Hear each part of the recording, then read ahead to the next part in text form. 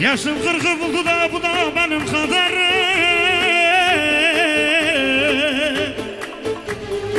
Bir gün toprak olur benim. Asıl davul zurnayla Antep düğününe gidiyoruz. Gelin arkadaşlar.